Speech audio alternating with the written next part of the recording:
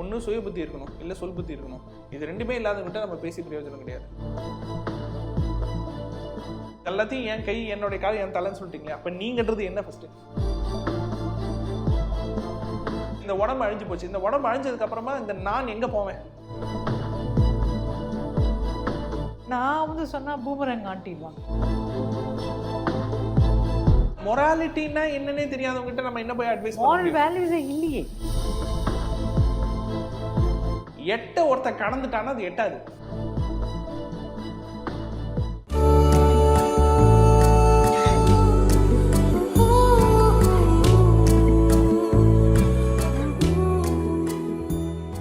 மற்றபடி வந்து நமக்கு வந்து என்ன சொல்றது, தனிப்பட்டவங்க மனுஷங்களுடைய ஃபேமிலிக்குள்ள நம்ம போறது கிடையாது, அவங்க டிசிஷனுக்குள்ள நம்ம போறது கிடையாது.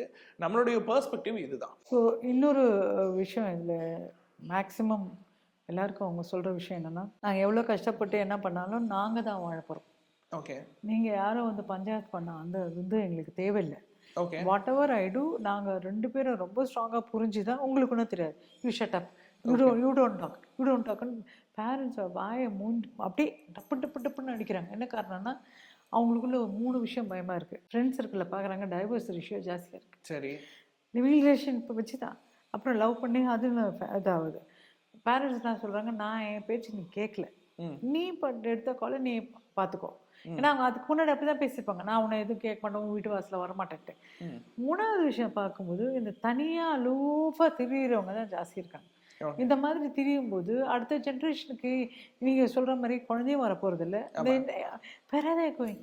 ஆமாம், இதுக்கு என்ன காரணம்? மெயினாக வந்து யாராவது ஒருத்தர் வந்து சொல்லணும்மா இப்படி நீ பண்ணாத. நான் வந்து சொன்னால் பூமரங் ஆட்டிடுவாங்க. நீங்கள் எதாவது சொன்னீங்கன்னா உங்கள் தொழிலுக்காக அதை சொல்கிறேன்னு சொல்லுவாங்க. பட் யார் தான் இவங்களை வந்து சரி பண்ணி வருதுக்கு? இது எப்படி தான் மாறும்? இதுக்கு ஒரு தீர்வு இருக்கா? இல்லை, சில விஷயம்லாம் இந்த பிரின்ஸ் ஆஃப் பெர்ஷியா படத்தில் வர மாதிரி அவங்களே அந்த சீனை விட்டு வெளியே போய் என்ன நடக்குதுன்னு பார்த்து கவனிச்சாதான். கவுன்சிலிங் எவ்வளோ பேர் வந்திருக்காங்க? கவுன்சிலிங் எல்லாம் தெரியாதுமா, செல்ஃப் அனலைசேஷன்றது நமக்கு வேணும். நான் என்ன சொல்றேன்னா, ஒன்று சுய புத்தி இருக்கணும், இல்லை சொல் புத்தி இருக்கணும். இது ரெண்டுமே இல்லாதவங்கிட்ட நம்ம பேசி பிரயோஜனம் கிடையாது. ஓகேங்களா? சும்மா வந்து மீடியாவை பார்த்துட்டு 2-3 படத்தை பார்த்துட்டு இதுதான் லைஃபு, இதுதான் வந்து இது அப்படின்னு சொல்லிட்டு லிபர்ட்டி அப்படின்றதுக்கு என்ன அர்த்தம்னே தெரியாம வந்து ரிலேஷன்ஷிப்னுடைய வேல்யூவை கெடுத்துக்கிட்டு, ரிலேஷன்ஷிப்புக்குன்னு ஒரு பாண்டிங் இருக்குது அதை உடைச்சிட்டு, நான் வந்து எனக்கு வெறும் பிசிக்கல் ரிலேஷன்ஷிப் இருந்துட்டா போதும், நான் சந்தோஷமா இருந்துட்டா மட்டும் போதும், ஏன் சுயநலம் மட்டும் எனக்கு நடந்தா போதும் அப்படின்னு நினைக்கிறவங்களுக்கு முதல்ல லிபர்ட்டினாலே என்னன்னு தெரியாது. அதை அவங்க மிஸ்யூஸ் தான் பண்ணுவாங்க. ஸோ அப்பேற்பட்ட ஆட்களுக்கு நம்ம அட்வைஸ் பண்ணி எந்த பிரயோஜனமும் கிடையாது. ஆமா, மொராலிட்டினா என்னன்னே தெரியாதவங்கிட்ட நம்ம என்ன போய் அட்வைஸ் இல்லையே. ஆமா, இல்ல நீங்க இப்ப நீங்க ஆன்மீகம்னு பேசுறீங்க. ஆன்மீகம்ன்றது ஆக்சுவலா என்ன? கான்சியஸ்னஸ் பத்தின அறிவு தான் ஆன்மீகம். கான்சியஸ்னஸ்னா என்ன? இப்ப நீங்க வந்து சாதாரணமா பேசும்போது டிஃபைன் பண்ணுவீங்க, சார் என் கையில வந்து இது அடிபட்டுச்சு, என்னுடைய நெஞ்சில வந்து குத்திட்டாங்க, எனக்கு இங்க மாதிரி எனக்கு ஒரு ஆக்சிடென்ட் ஆயிடுச்சுன்னு சொல்லிட்டு உங்களுடைய உடல் உறுப்பு எதையுமே நான் நீங்க சொல்ல மாட்டீங்க, என் கை என் கால்னு சொல்லிட்டு சொல்லுவீங்க. ஓகே, இதெல்லாத்தையும் என் கை, என்னுடைய கால், என் தலைன்னு சொல்லிட்டீங்களே, அப்ப நீங்கன்றது என்ன? ஃபர்ஸ்ட் அப்ப நான்றது என்ன? கான்சியஸ்னஸ்னா என்ன? ஆத்மானா என்ன அப்படின்னு ஒரு கேள்வி வருதுல்ல. இது என்னோட வாட்ச், என்னுடைய விரல் அப்படின்னு சொல்றீங்க, இது எல்லாமே என்னுடையதுன்னு நீங்க சொல்றீங்க. இது எதுவுமே நீங்கன்றது அடையாளம் கிடையாது. ஓகேங்களா? அப்ப நான்றவங்க அப்ப நான்றது என்னது? கான்சியஸ்னஸ். நான்ற ஃபீலிங் இருக்கு பாருங்க, அதான் கான்சியஸ்னஸ். சரி, இந்த உடம்பு அழிஞ்சு போச்சு. இந்த உடம்பு அழிஞ்சதுக்கு அப்புறமா இந்த நான் எங்க போவேன்? இந்த உடம்புன்னு ஒன்று உருவாகிறதுக்கு முன்னாடி அந்த நான்ன்ற ஃபீலிங் எங்க இருந்திருக்கும், அந்த கான்சியஸ்னஸ் எங்க இருந்திருக்கும் அப்படின்னு ஒரு தேடல் இருந்து பாருங்க. அந்த கொஸ்டினை கேட்டு அந்த கொஸ்டினுக்குன்னு ஒரு ரிசர்ச் நடக்குது பாருங்க, அதுதான் ஆத்மாவை பத்தின ரிசர்ச். அந்த ஆத்மாவை பத்தி தேட போய் தான் பிறவின்ற ஒரு கான்செப்டே வருது.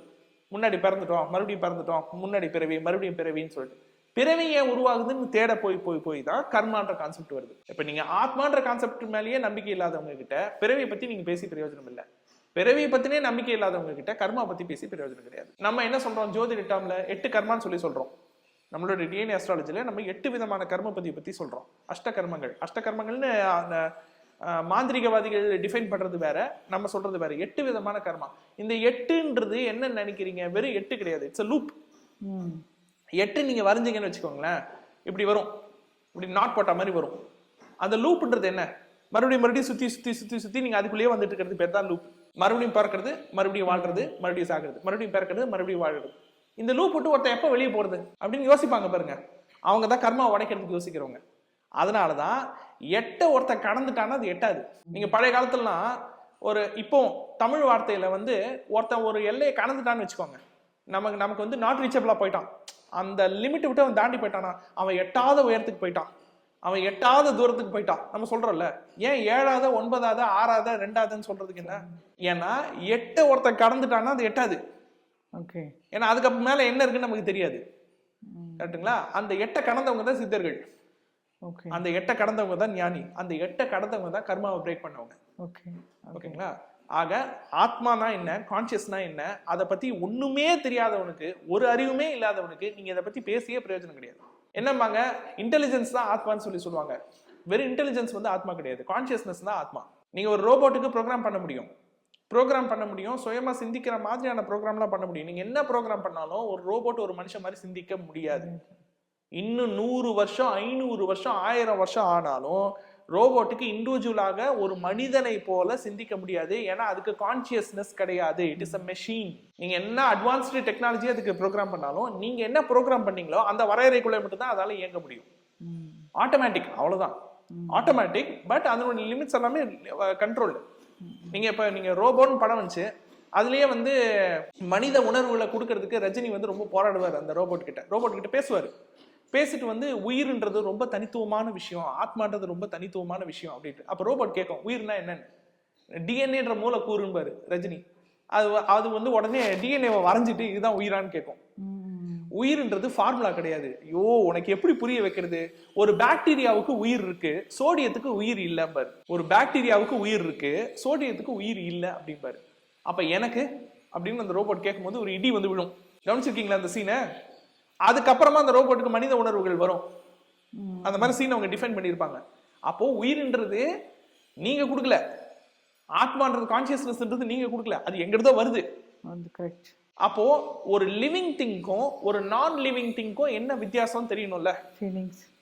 உயிர் வாழ்றோம் அப்படின்றதுக்கும் இப்ப சயின்டிஸ்ட்லாம் என்ன சொல்லுவாங்க, மெஷின் கூட தான் சுவிட்சை போட்டா இயங்குது, உங்களை மாதிரியே அதுவும் வேலை செய்யுது, அப்ப அதுவும் உயிர் தானே அர்த்தம். உயிர்ன்றதுக்கு டெஃபினிஷன்லாம் கிடையாதுங்க, ரொம்ப சிம்பிள்.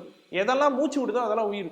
எதுக்கெல்லாம் செயற்கையா எலக்ட்ரிசிட்டி தேவை இல்லாம ஆக்சிஜன் மூலியமா இயற்கையாவே எனர்ஜி எடுத்துக்கிட்டு இயற்கையாவே ஆக்சிஜனை இன்ஹேல் பண்ணிட்டு மூக்கு இருக்குதோ இல்லையோ, ஏன்னா புழுக்கு கூட உயிர் இருக்குது, அதுவும் ஹோல்ஸ் வழியா ஆக்சிஜன் எடுக்குது. எதெல்லாம் தன்னுடைய உடல் மூலியமாக அல்லது ஏதாச்சும் ஒரு திறன் மூலியமாக ஆக்சிஜனை எடுத்துக்கிட்டு உயிர் வாழுதோ இயங்குதோ அதெல்லாம் உயிர். எதெல்லாம் இயங்குறதுக்கு வந்து ஆக்சிஜன் தேவைப்படாது, ஜடம் மாதிரி இருக்கும், சுவிட்சை போட்டா மட்டும் வேலை செய்யும் அப்படின்னா அதெல்லாம் மிஷின். சரி, அப்போ உயிர் ஆத்மா ஒன்னானா ரெண்டும் வேற வேற. எதெல்லாம் சிந்திக்குதோ சுயமா சிந்திக்குதோ அது ஆத்மா. ஓகேங்களா? அப்போ உயிர் வேற ஆத்மா வேற. இதுக்கெல்லாத்துக்கு கொஞ்சம் அனலைசேஷன் வேணும் பாஸ். இதுக்கெல்லாம் வந்து நீங்க வந்து எல்லாத்துக்கும் நீங்க முற்போக்குத்தனமா நீங்க எதை வேணாலும் நீங்க பேசலாம். ஆனா எல்லா கேள்விக்கும் சயின்ஸ் கிட்ட பதில் கிடையாது. டிபேட் பயங்கரமா பண்ண முடியும். டிபேட் நம்ம திருப்பி டிபேட் பண்ண ஆரம்பிச்சோம்னு வச்சுக்கோங்களேன், துண்டை காணும் துணியை காணும் இந்த சயின்ஸ் பேசுற எல்லாரும் டவுசர் காணும் ஓட வேண்டியதான். Thank you so much. நன்றிப்பா. நன்றி.